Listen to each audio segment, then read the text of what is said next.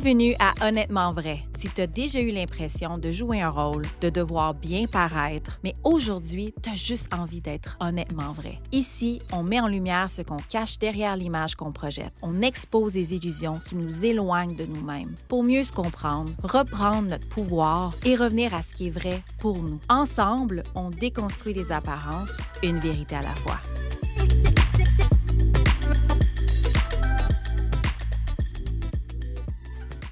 Cette semaine, j'ai décidé de lancer le nouveau segment que ça fait un petit bout que je réfléchissais à ça. Ça s'appelle Vérité brute. Avant de lancer la saison 2, j'avais eu cette idée-là. Dans le fond, Vérité brute, c'est une idée, une phrase, une observation qui m'a fait réfléchir ou qui me fait réfléchir. Puis là, je vais la regarder sous différents angles, je vais la challenger, je vais juste réfléchir à ça avec vous. Puis, c'est un peu ça le concept. C'est de juste de dire une vérité ou quelque chose qui pourrait frapper.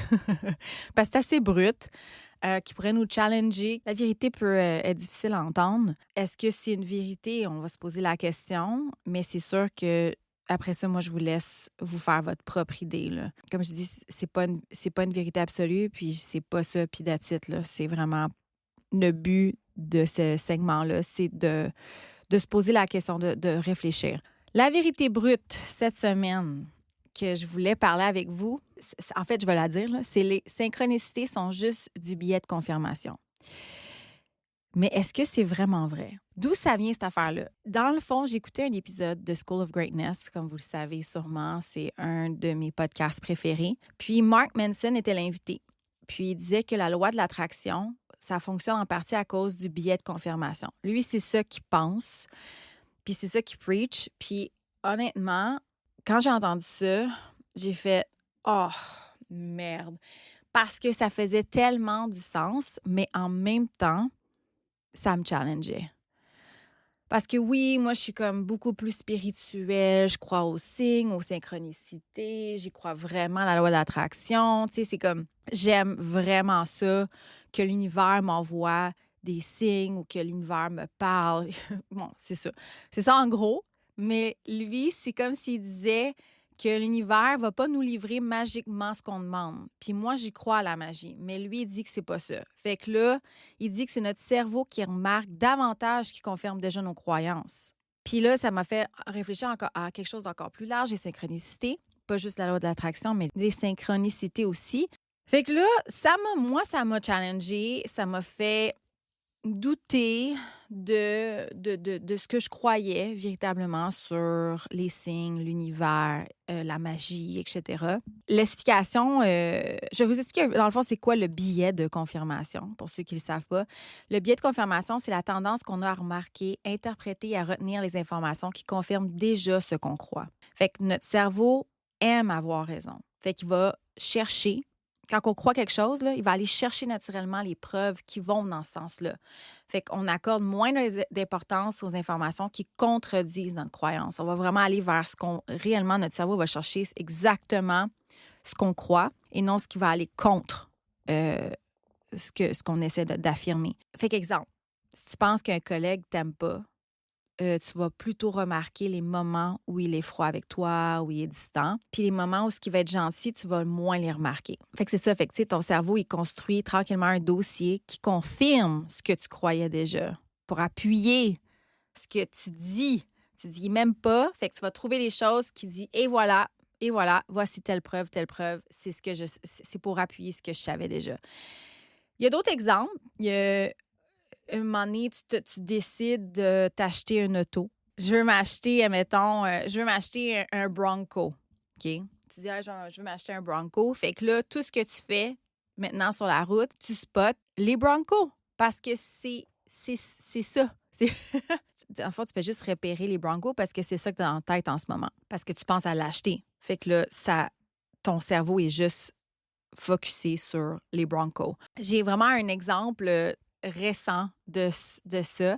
En fait, j'étais avec quelqu'un puis je lui parlais justement du biais de confirmation puis de l'épisode avec Mark Manson, comment ça m'avait comme fait réfléchir, puis là, en tout cas. Fait que là, je disais, c'est le biais de confirmation.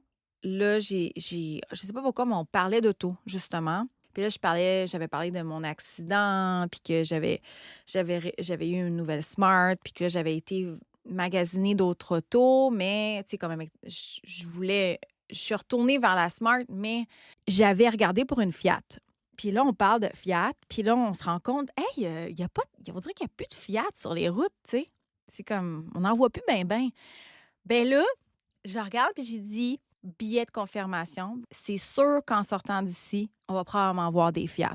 Fait que c'était un pari qu'on avait. On s'est dit, check bien ça, on va voir des Fiat parce que justement, c'est le billet de confirmation. Fait qu'on sort du parking, j'arrive à la lumière, puis je suis carrément derrière une Fiat.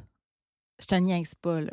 On s'est regardé puis on a fait What? Genre, c'est que les chances, mais quelle coïncidence que j'arrive à la lumière et je suis justement derrière une Fiat. Quand j'y disais un peu plus tôt, check bien ça, confirmation bias, on va voir des Fiat sur la route, ça c'est sûr. On en a vu pas juste une. En 15 minutes 20 minutes là, de ride en auto, on a croisé, je pense, 4 Fiat. À chaque fois, mettons, j'arrêtais à la lumière, je tourne vers le banc passager, ma tête. Et là, je vois une Fiat parquée aux Jean Coutu. On est là, on conduit. Oh mon Dieu, une autre Fiat! C'est comme, pourtant, avant ça, là, on dirait que c'est comme si ça faisait un bout qu'on n'avait pas vu. C'est comme si on était aveugle. On voyait pas les Fiat. Mais là, tout d'un coup, on fait juste voir les Fiat parce que notre cerveau est focusé sur les Fiat. Fait qu'on fait juste les remarquer. Fait que c'est à peu près, en gros, c'est ça, le biais de confirmation. Et là, moi, dans le fond, ce que j'essaie d'expliquer aujourd'hui, puis j'essaie de réfléchir à ça, c'est si je crois que l'univers va m'envoyer des signes, bien, je vais peut-être remarquer davantage les signes. Comme un exemple, moi, j'en ai parlé dans mon premier épisode, des papillons. Moi, là, un de mes signes, c'est les papillons. Mais là, si je sais que l'univers me communique à travers des papillons, puis que pour moi, c'est un signe, bien, ça se peut-tu que je vais davantage remarquer les papillons? Les 11-11 aussi. Moi, j'arrête pas de dire, je vois des 11-11, des 22-22. Tu sais, j'arrête pas, là. Mais peut-être que, en fait, mon cerveau fait juste chercher ça beaucoup plus qu'une personne normale qui s'en fout des 11-11, puis des 22-22, puis des 33-33, puis peu importe, là. Tu sais, toutes les coïncidences étranges, les synchronicités, des rencontres improbables, genre comme des rencontres comme, c'est quoi les chances que je rencontre cette personne-là quand je venais juste de parler de cette personne-là? Tu sais, comme des affaires de même. Je vais focusser beaucoup plus sur ces moments-là que des moments où il ne s'est absolument rien passé puis qu'il n'y avait aucun signe ou rien qui, dans le fond, moi, focusait sur. Il y a une nuance importante, par exemple, parce que le biais de confirmation, ça ne prouve pas que quelque chose est faux. Ça explique simplement que le cerveau n'est pas complètement objectif quand il interprète la réalité. On a tous tendance à avoir davantage qui confirment déjà nos croyances. Ça part vraiment de nos croyances et ce qu'on croit à ce moment-là. Puis pourquoi ça me dérange? Ça me dérange parce que moi, je veux croire aux signes. Je veux croire qu'il y a quelque chose de plus grand que moi. C'est vraiment mon côté spirituel. Je veux croire que certains événements arrivent pour une raison. Aujourd'hui, j'en parle parce que je sais que Mark Manson a raison sur une chose. Puis que plus quelque chose a de l'importance pour nous, plus on va le remarquer. Puis ça, c'est vrai. Mais là où j'ai vraiment beaucoup de misère, c'est quand on utilise ça pour conclure que toute expérience spirituelle est automatiquement fausse, que le biais de confirmation, c'est une explication, que c'est pas une preuve. C'est pour ça que là, moi, je veux challenger ça. Tu peux croire que les papillons sont un signe, mais aussi tu peux reconnaître que ton cerveau remarque davantage les papillons parce qu'il y a une signification pour toi.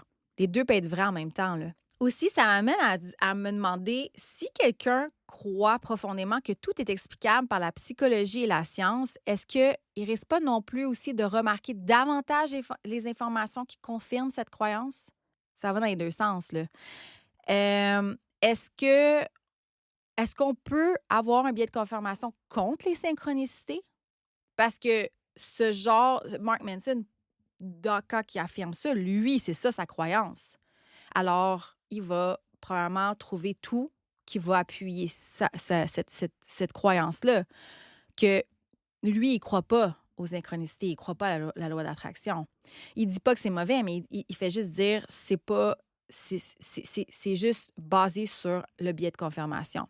Mais tu sais, moi, le nombre de fois que j'ai vu des papillons, les chiffres, tu sais, toutes les synchronicités que j'ai eues quand j'ai eu mes cérémonies ayahuasca, tous les moments, les événements où j'ai interprété quelque chose, une situation comme un signe, est-ce que les signes étaient déjà là ou je les remarquais davantage parce que j'étais déjà focusée à la base là-dessus?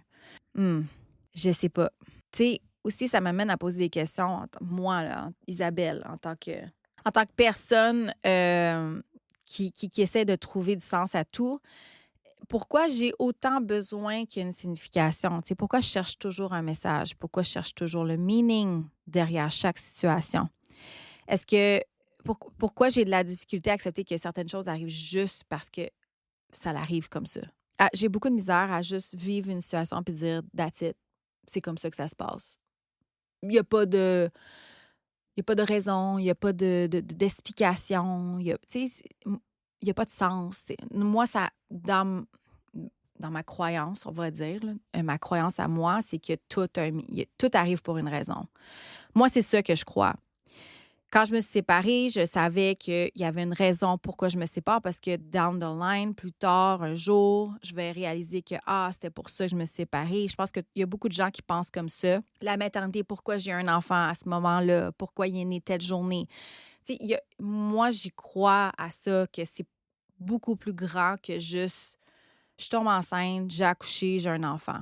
Je trouve que si dans ma vie, j'accorde pas autant, si je donne pas quelque chose de. Les gens ils vont dire, ouais, mais c'est parce que tu rends toutes les choses très spéciales. Mais pour moi, c'est comme ça sert à quoi de vivre si je vois pas le sens, les choses uniques qui arrivent, parce que si on est là pour vivre, c'est une platitude là, de juste vivre matin, se lever, aller au travail, après ça, manger, se recoucher, puis on continue comme ça. Je veux dire, donner du sens, chercher le meaning derrière tout, pour moi, c'est de me sentir peut-être beaucoup plus vivante. En fait, moi, c'est ça que je veux croire. Quand ma chienne est décédée au moment d'enregistrer en ce moment, là, ça fait 3 semaines. Puis la façon que c'est arrivé, parce que j'en ai pas parlé ouvertement sur mon Instagram de comment c'est arrivé. Les gens, j'en ai parlé, j'ai annoncé qu'elle était décédée, mais j'ai pas dit qu'est-ce qui est arrivé puis comment c'est arrivé, parce que c'était beaucoup plus, dans mon livre à moi, c'était plus tragique et soudain que ce que je laisse sous-entendre. Puis ça, je vais probablement en parler plus tard, là, mais juste la façon que c'est arrivé, c'est. Je vais pas donner trop de détails pour l'instant, là, dans cet épisode-là, mais c'était comme si c'était injuste. C'était de la situation dans laquelle j'étais parce que j'étais physiquement pas présente lors de son euthanasie. Pour moi, c'était que la vie, comment la vie a fait ça, c'était que c'était, excuse-moi, fucking injuste. Je me sentais impuissante. Ça faisait 2 fois que je vivais une euthanasie en FaceTime. Puis là, j'étais juste comme. Il y a vraiment une raison pourquoi c'est arrivé là, de cette façon-là. Puis j'essayais, là, tu sais, pour moi, là, dans la douleur de la perte de mon chien, de process toutes ces émotions-là, puis comment c'est arrivé, parce que elle était très stable sur les médicaments, puis en 24 heures, là, ça a été le déclin là, de.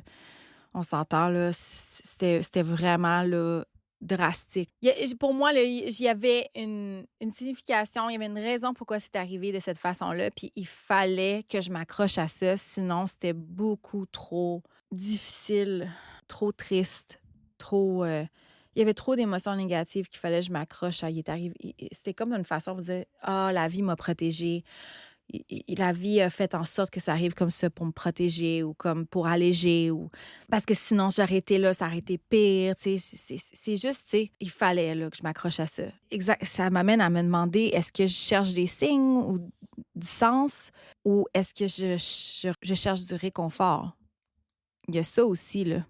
Il y a souvent aussi que je cherche une preuve que je suis sur le bon chemin. Comme j'aime les signes et synchronicités parce que c'est comme si l'univers me disait « T'es sur le bon chemin, tu es guidé, tu n'es pas seul ». Ça aussi, j'aime me sentir pas seule. Que je suis guidée, tu sais. En une semaine, j'ai parlé avec 2 médiums. Ça faisait à peu près 2 semaines que ma chaîne était décédée. Puis à travers les 2 médiums, il y a eu communication ou message qu'ils ont reçus de ma chaîne d'Aifuku. Puis les gens vont dire « Voyons donc. » Mais moi, je veux y croire.